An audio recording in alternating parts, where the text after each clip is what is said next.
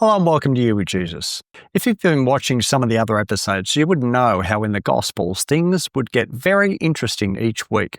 On every Sabbath, when the Jewish leaders positioned themselves to see if Jesus and or his disciples broke any rules around Sabbath keeping. In their minds, God had said not to work on the Sabbath. Jesus claimed to be from God.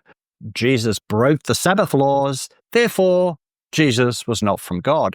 And then they would even have a stronger case to oppose him publicly and warn people against him. This would become such an issue for them that they would then conspire against him to kill him as a blasphemer of the highest order. Let's read. Sometime later, Jesus went up to Jerusalem for one of the Jewish festivals.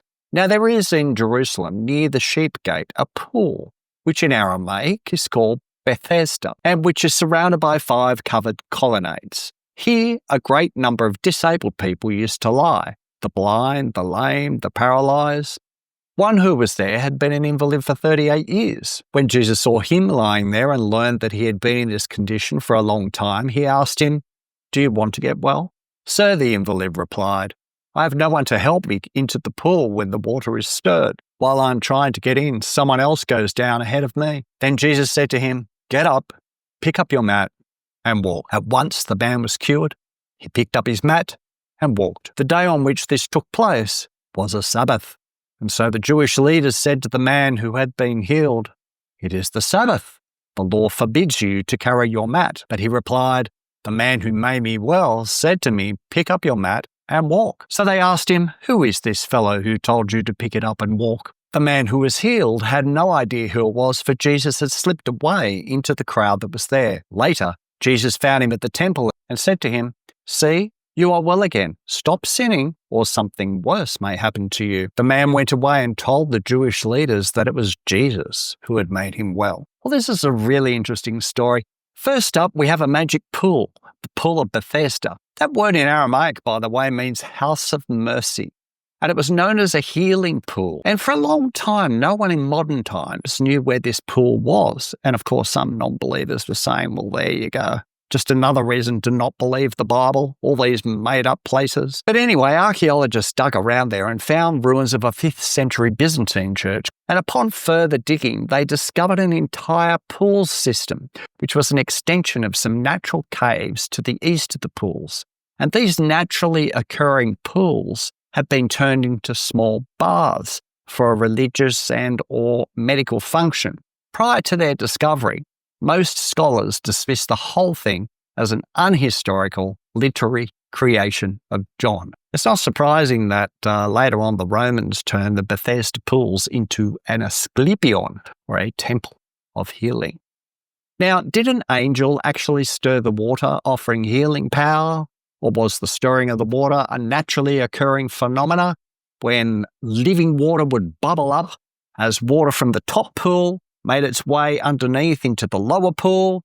We don't know, but the destination of the pool as a place of healing in Jesus' day, and in fact for several centuries afterwards, suggests that healings of some kind were taking place there. So Jesus is in Jerusalem and he goes to the pool, and there's many sick and invalid lying around the pool. We're not told that Jesus had any interactions with any of them besides the invalid who had been coming to the pool for quite some time and didn't have anyone to help him get into the water.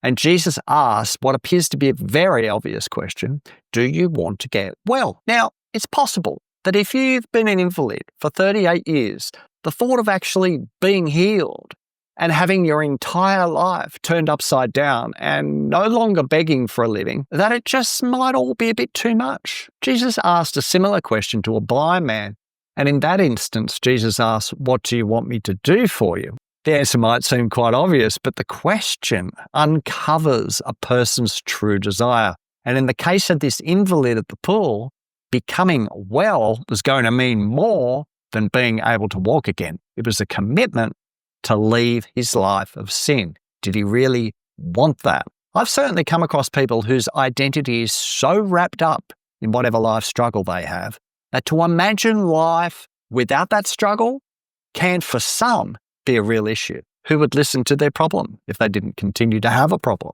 Jesus comes to us and says, "What do you want me to do for you?" Do you want to get well? Do you truly want to take responsibility for what a healed life will look like? Or are you more comfortable self-sabotaging and staying safe in the world you have designed to live in? Do you want, here's the question, do you want a more expansive, God-filled, holy and dedicated, spirit-empowered existence that has renewed love for God and sacrificial love for others? Only you can answer that question. Perhaps the invalid was hoping Jesus might be able to lift him into the water ahead of the others, but instead, Jesus tells him to get up, pick up his mat and walk, which, amazingly, he does. And that would have been the end of the story, except John is wanting to use this story to demonstrate that Jesus and the religious leaders are on a collision course. So the Jewish leaders confront the healed man and say, "It is the Sabbath. The law forbids you to carry your mat." The glaring irony, of course, is that the man had just been divinely healed. And all the religious people can say is, "The law forbids you to carry your mat." This is a repeated theme in each of the Gospels, that the religious people could not see the wood for all the trees that were standing in plain view before them. Keeping a law based on their very strict interpretation of how that law should be kept was more important to them than the welfare of a human being. They were blind to the fact that the purpose of the Sabbath law was in fact to restore and renew humanity. Then when a restored and renewed humanity walks right past them, the only thing they can see is a mat. Sadly, there are some people who, despite what is plain and obvious about God, all they can see is some sick and twisted reason to support their own unbelief. They completely miss the point. It's interesting that with all the push for health and wellness in our times, people remain cynical as to the value of the church in providing health and wellness for so many people. They are so blinkered in their views that they write it all off as a bunch of hypocritical dogma pursued by the gullible, who in their minds are too pathetic to stand on their own 2 feet. They accuse these sorry souls of clinging to myths and legends about a non-existent God and a man-made book full of fabrication and lies. Jesus' words still ring out. To them who have ears to hear, let them hear. The other group we have that oppose Jesus today are those within the church who would much prefer Jesus didn't actually do anything in the here and now. Let's keep it all religious, and I can get in and out of church as quickly as possible. Let's keep it all safely detached from this wild notion of God actually breaking into our lives to bring healing and freedom. So the man says to the Jewish leaders, "Well, it's not my fault I'm carrying my mat. I'm only doing what the man who made me well said to do." And they're like, "What man?" But the guy didn't know who it was. Eventually he meets Jesus and then reports back to the Jewish leaders that it was Jesus who had healed him. Perhaps he hadn't really been healed at all. Perhaps he was still as deaf and blind and lame to Jesus than he ever was. There's no record of him becoming a follower of Jesus. In fact, he appears to have sided with the Jewish leaders in plotting Jesus' downfall. Of course, Jesus knew his heart. He knew he wasn't a repentant sinner. And yet, Jesus healed him anyway. Because at the pool of Bethesda, in that house of mercy, Jesus, curer of souls, Jesus, the life changer, had mercy. Not on someone who deserved it, but that is the point of mercy. That is the point of grace.